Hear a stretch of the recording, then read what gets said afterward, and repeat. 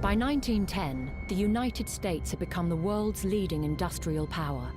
Though they remained neutral for the first few years of the war, American industry and finance played a major role. Initially, American reaction to the war was mixed. While the greatest number of immigrants in the States were from Britain, including Ireland, Germans were second, and there was sympathy for both sides. However, when the war began, Britain cut Germany's transatlantic cable, so all American reports of the war were routed through Britain, and only what was favorable passed the censors. Also, events like the sinking of the ocean liner Lusitania and the execution of Edith Cavell inflamed the American public, and the war with Germany soon loomed large. In 1914, a quarter of the world was controlled by the British Empire, and the colonies were secured by Britain's supreme naval power. At the time, the British Army was quite small compared to the other European powers, but it was the only fully professional regular army in Europe, and the soldiers were highly efficient despite their small numbers. Fearing the expansion of German influence, Britain guaranteed Belgium's neutrality, meaning that an attack on Belgium was an attack on Britain, and all the corners of the global empire would join the fight.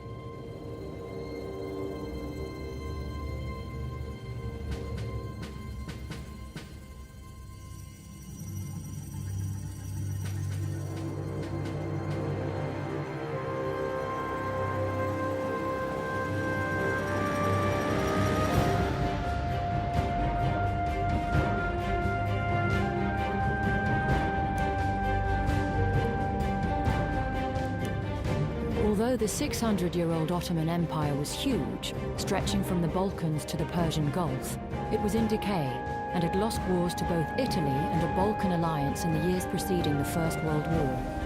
However, the Ottoman Empire would still prove to be a formidable opponent, with the Young Turks movement and the institution of constitutional government having paved the way for modernization in all aspects of life, including the military. Minister of War Enver Pasha, one of the three pashas who basically ran the empire during the war, dreamed of a modern Turkish nation that did not look to the Arab world for guidance, but looked to itself. His dream would one day come true, but he would not live to see it.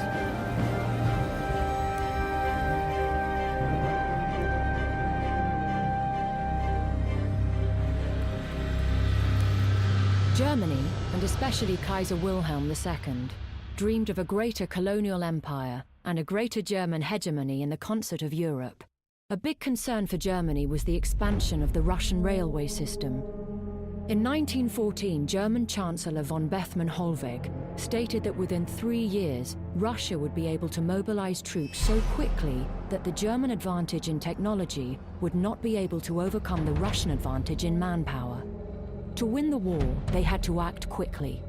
What Germany feared was a war on two fronts, so their battle plan was to defeat France and then focus the entire German military might on the Russian Empire.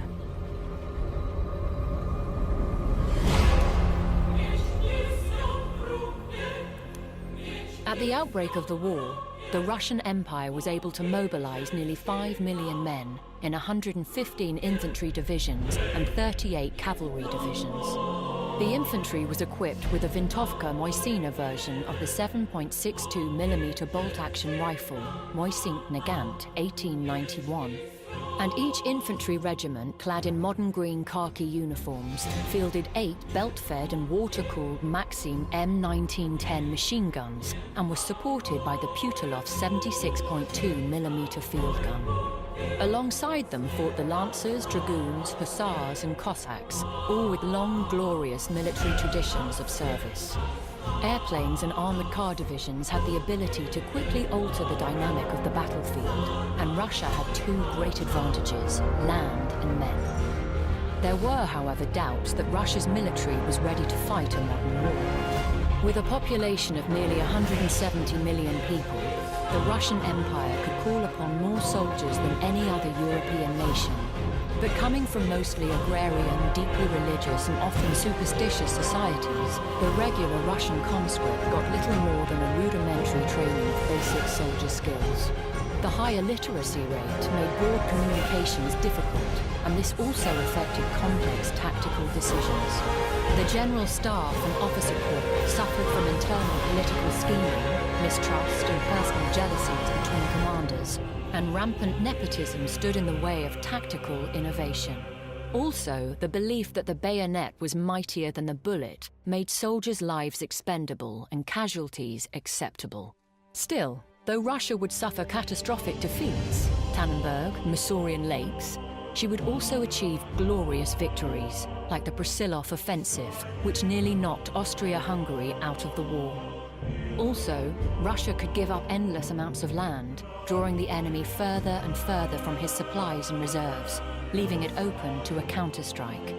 It was a mighty army indeed.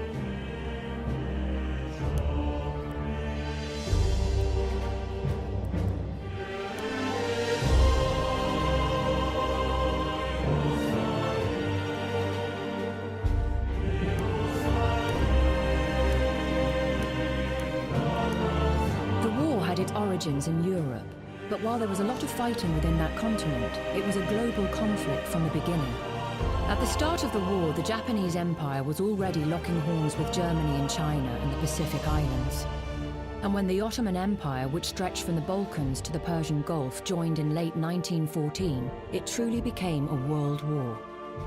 There were naval battles in the South Pacific and South Atlantic. Soldiers from every continent except Antarctica would fight. There were fronts in Persia, Mesopotamia, Libya, even the borders of India, and fighting all over Africa as European colonies changed hands. Towards the end of the war, the United States and Brazil would also join in the fighting. It was the first truly global war and the largest in history at the time.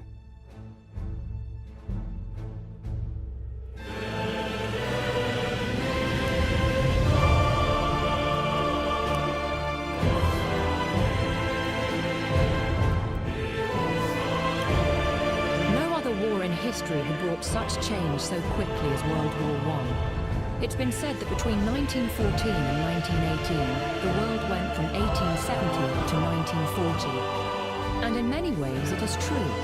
Men rode into war on horses and rode out of it in tanks.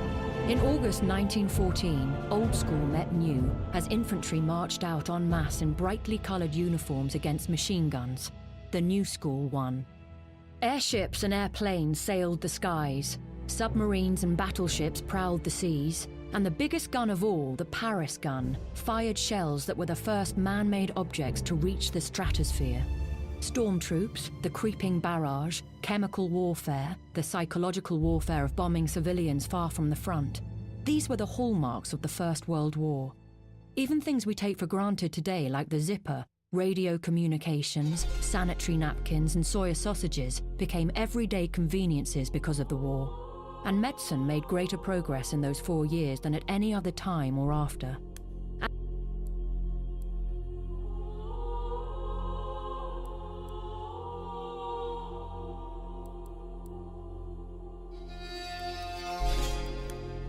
In 1914, Russia still bore scars from its humiliating defeat in the Russo-Japanese War, 1904-05, and the numerous workers' strikes of the 1905 revolution gnawed at the foundations of Tsarist rule.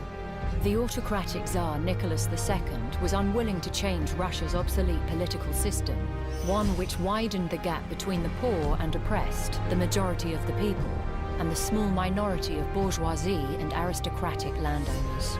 The prospect of an external enemy, however, seemed to unite all of Russia once again behind its leader.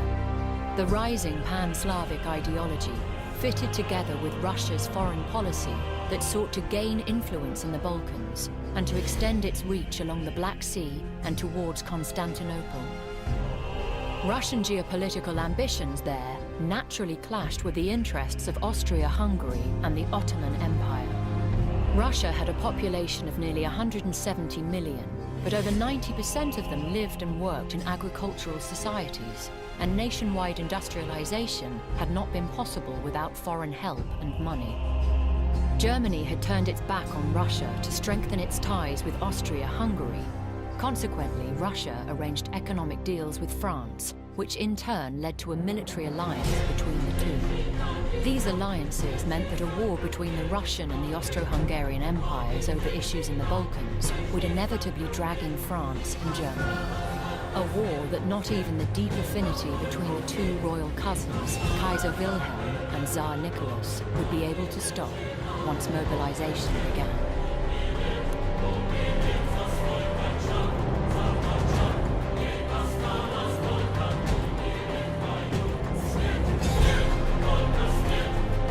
It was initially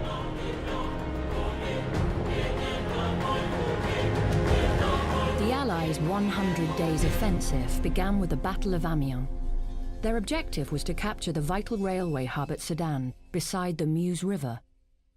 This location was vital for the German army to move supplies and support to its forces north of Verdun. The job of taking Sedan fell to the fresh American troops under the command of General Blackjack Pershing and to the French. They would supply artillery, tanks, and air support.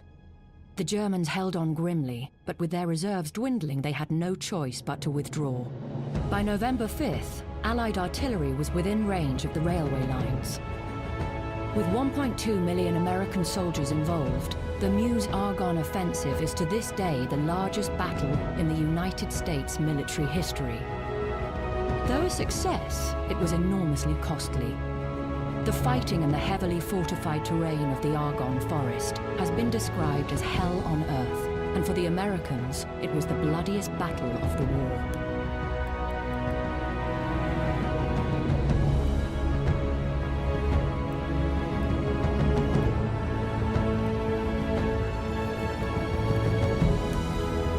The 11th Battle of the Isonzo River in the summer of 1917 had left the Austro-Hungarian front lines dangerously weak, to the point where they might not withstand another Italian offensive. So with an initial plan to merely stabilize the front and allow their allies the time to reorganize, German High Command assigned 7 divisions with elite shock and Alpine troop detachments to General Otto von Below for an offensive on a 25-kilometer-long salient at Tolmino, close to the village of Caporetto in the Isonzo River Valley. On the misty morning of October 24th, a short but violent barrage of high explosive and chlorine and phosgene gas shells exploded on the Italian positions in the valley. The outdated gas masks of the Italian soldiers were of little use against the attack, and the sudden bombardment caused panic and confusion.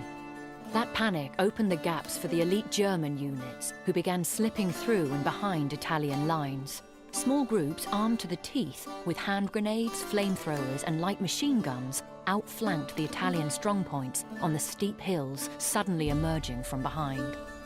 With the Italian centre breaking, the Austro-Hungarian Fifth Army under General Borojevic von Bojna was able to advance in a pincer movement from the south, turning the attack into a rout.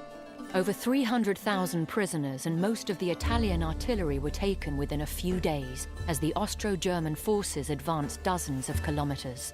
The remnants of the Italian army finally established new defensive positions at the Piave River.